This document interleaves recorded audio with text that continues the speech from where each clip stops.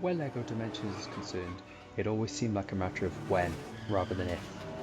Traveller's Tales have been building towards this moment since the LEGO Star Wars games first graced our screens, and what we have now is a brick builder's dream come true. Have you always wanted a crossover between Doctor Who and Back to the Future? Check. Have you ever wondered what it would have happened if Peter Venkman had taken on the Nazgul?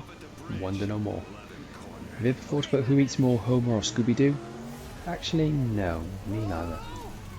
Still, it's a four-way battle this Christmas with Disney Infinity, Skylanders Superchargers, Nintendo Amiibo and LEGO Dimensions, all setting out their stall, all wanting you to splash the cash to expand your gaming experience. It's difficult to say who will come out on top. What we can say is that LEGO Dimensions plays as brilliantly as you'd expect. If you've played any LEGO game the last 10 years, you'll know what to expect here. You smash things with blocks, collect mini kits, travel tricky platforms and fight against epic bosses. TT have had plenty of time to perfect the formula and it shows. Dimensions offers a much more polished experience than Disney Infinity and Skylanders combined. Narratively, Dimensions also does great things with the licenses it has. It would be very easy to go off the rails when you've got Gandalf and Batman sharing scenes, but TT have been very smart and play to each character's strengths, making sure each one gets a chance to shine. Crossovers between worlds are fun, but also build well into the game's story, which sees Lord Vortek, voiced by the ever-brilliant Gary Oldman, attempt to fuse the universes together in a bid for total domination. To do this, he must collect the foundational elements from different dimensions, being Dorothy's ruby red slipper, kryptonite, and the Ring of Power held by Frodo. With Robin, Frodo and Metalbeard in possession of these items, they're unsuspectingly drawn towards the centre of the LEGO multiverse and Vortex dimension, which, of course, brings Batman, Gandalf and Wildstyle together as the unlikely Guardians of the Galaxy. The game's story sees you jump between different LEGO dimensions, from Jurassic World to Springfield, in an effort to thwart Vortex plans, helping heroes in their respective environments. Level design is a key factor in the entertainment value of a game like this, and it's clear that some licenses have been treated with more care than others. The Oz level, for example, is a solid way to kick off the game, and the designers clearly had a lot of fun experimenting in the long-awaited Doctor Who environments. And yet others seem short and bittersweet, sometimes failing to capture the essence of the world they're trying to depict. For instance, it felt a bit odd fighting Joker in Springfield when you could have been going up against a Sideshow Bob or Monty Burns. I already fought Joker plenty of times in the LEGO Batman games, do I really need to do it again? Some levels are also noticeably long-winded. The Doctor Who level in particular becomes a bit of a slog, though the way TT handled the confrontation with the Weeping Angels is genuinely fresh and smart. I do love that many actors from their respective licenses have come on board to voice their characters. You've got Christopher Lloyd, Chris Pratt, Will Arnett, Peter Capaldi amongst others. They're all in the game doing fresh lines, and that's a neat level of authenticity which Dimensions can boast over its opposition. My main problem with Dimensions, however, is that out of the box you only get 3 characters. As anyone who has played a LEGO game will tell you, one of the most exciting things about the game is testing out the new abilities of characters. For the first time ever, however, TT have put them behind a paywall, and it sucks. Right from the very beginning, you'll also find that the characters you have can't do things in the game worlds. It's impossible for you to collect all the hidden secrets and extras in the game without buying some extra LEGO characters or vehicles, and that hurts a lot more than I thought it would.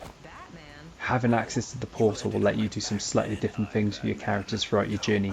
For instance, if you place them on a certain square, they'll turn into a wall of fire or become a charge-full bolt of lightning. But after 5 or 6 levels, you're still throwing batarangs and you're still firing magic blasts. That also goes for the dimensional rifts. You're only able to access the world-like hub of each environment if you own a character from that universe. So, out of the box you get access to Lord of the Rings world because you have Gandalf, the DC universe with Batman, and LEGO Movie Land with Wildstyle. But things like Scooby-Doo, Portal, Ghostbusters, Back to the Future, etc. are going to require you to spend money. Sure, Infinity and Skylanders do similar things, but the whole concept has never felt more limited than it does in Dimensions. Here you actually feel like you're missing out on the majority of the game if you're not willing to spend more money. The game can also feel more repetitive than normal because you're using the same characters and moves throughout the world. So to prevent that, if you include the starter pack itself, you need to spend upward of £250 to get the most out of this game and unlock everything. I'll let that sink in for a moment. My recommendation is to buy a few extra level packs alongside the base game, ideally level packs as it will add a lot more to your Dimensions experience. Don't get me wrong, it's entirely possible to complete the main Dimensions game with just Gandalf, Batman and Wild style, but you're going to miss out on a lot of content. And considering one of the main draws of LEGO games is to get everything to 100%, unless you're willing to buy packs, it's going to drive you crazy. LEGO Dimensions offers 3 sets at different price points. The Fun Pack retails for around £15 and includes 1 new character and 1 new vehicle or gadget. I was given access to Cyborg for this review, and with him I can break through blue-hued walls, access terminals, and I also get a CyberGuard robot-like machine which hops around and smashes things up with ease. There's also the Team Pack, which includes 2 characters and 2 vehicles and gadgets. At the moment you've got available Scooby and Shaggy with a mystery wagon and a Scooby snack, or you can act out as Joker and Harley Quinn with a copter and a mobile. There are various combinations and these usually retail for £25 to £30. Finally, the level packs give you a figure, a vehicle and a gadget, which also gives you access to a mission based level set in that particular universe for around £30. While these do seem pricey, it is interesting to note that Infinity sells solo figures for around £15 retail while also offering less benefits. One of the fresh things about LEGO Dimensions is there is a game outside of the game. While Skylanders and Infinity have helped break the fourth wall a little bit, LEGO takes things one step further. You're required to actually build the LEGO portal at the start of the game and also build the characters and the vehicles you put on it. This is a really unique and smart concept which also develops throughout the game, as there are multiple phases and ways to build vehicles as you progress. You can upgrade the Batmobile, for instance, to enable it to do new things, and it will have to rebuild it into different forms using the exact same pieces in order to match the virtual counterpart. Electronic manuals will often pop up in the game to show you how, or you can try to work it out for yourself. On the whole, Dimensions is a lot of fun and is a comfortable, logical fit in this newly created collaborative genre of collectibles and gaming. But pricing makes this an expensive hobby, and with so much of the content put behind paywalls, the burden in your wallet is sure to be a bitter pill to swallow. That said, I've never felt so compelled to want to spend extra money on a game and buy additional packs outside of the base experience.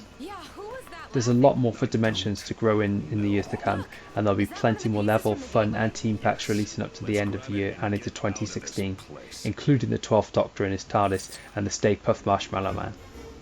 And what about sequels? Success isn't guaranteed, but it's hard to see TT stopping at just one Dimensions. The good news is there are plenty of other worlds they could explore with the Hanna-Barbera characters, Harry Potter, Turtles, Indiana Jones and even Pirates of the Caribbean licenses at their disposal. Although we don't imagine we'll get to see the Marvel and Star Wars universes anytime soon. No guesses why. What we have right now is an entertaining game which bests both Skylanders and Infinity in terms of quality, and is further proof that Traveller's Tales are not only modern day masters of the platform genre, but are capable of creating a product that engages adults as well as children in exciting new ways. Thanks for listening. So long, Dorothy, so long! What's that? Something magical? It looks so pretty. It feels so powerful.